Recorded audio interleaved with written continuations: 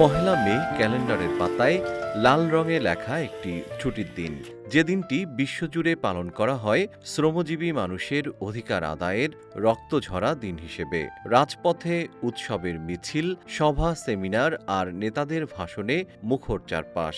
কিন্তু যাদের ঘামে সচল এই পৃথিবীর চাকা, তাদের অনেকের কাছেই দিনটি ৮-১০টা সাধারণ কর্মদিবসের মতোই ক্লান্তি আর বেঁচে থাকার লড়াইয়ের দিন। জীবন অবাক না করলে কে করবে? ২৮% মিল্ক ফ্যাটের অবাক করার সাথে ফ্রেশ মিল্ক পাউডার। জীবন অবাক করুক প্রতিদিন। আইনত মে দিবসে শ্রমিকদের বেতনসহ ছুটি পাওয়ার কথা। জরুরি সেবার প্রয়োজনে কাজ করালেও তাকে দ্বিগুণ হারে ওভারটাইম বা বিকল্প ছুটি দিতে হবে। কিন্তু দিনমজুর, গৃহকর্মী বা পরিবহন শ্রমিকদের মতো অপ্রাতিষ্ঠানিক খাতের বিশাল এক অংশ আজও এই অধিকার থেকে বঞ্চিত।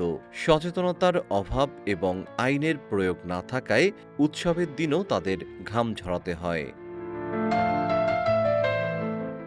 মে দিবসের ইতিহাস আমাদের ফিরিয়ে নিয়ে যায় ১৮৮৬ সালের শিকাগো শহরের হে মার্কেটের সেই আন্দোলনে, যেখানে শ্রমিকেরা ৮ ঘন্টা কাজের দাবিতে জীবন উৎসর্গ করেছিলেন।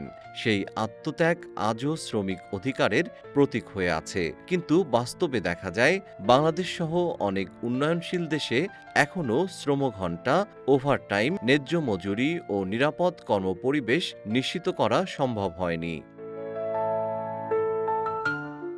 এবারের মে দিবসের প্রতিপাদ্য সুস্থ শ্রমিক, কর্মঠ হাত, আসবে এবার নবপ্রভাত। সরকার শ্রমিকদের স্বাস্থ্য ও নিরাপত্তায় বিশেষ জোর দিলেও অনানুষ্ঠানিক খাতের প্রায় ৮৫% শ্রমিকের কাছে এই প্রতিপাদ্য যেন কেবলই কাগুজে শব্দ।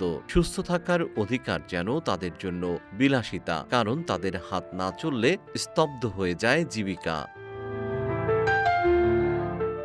সমস্যার মূল জায়গা কেবল আইন নয়, তার বাস্তবায়ন।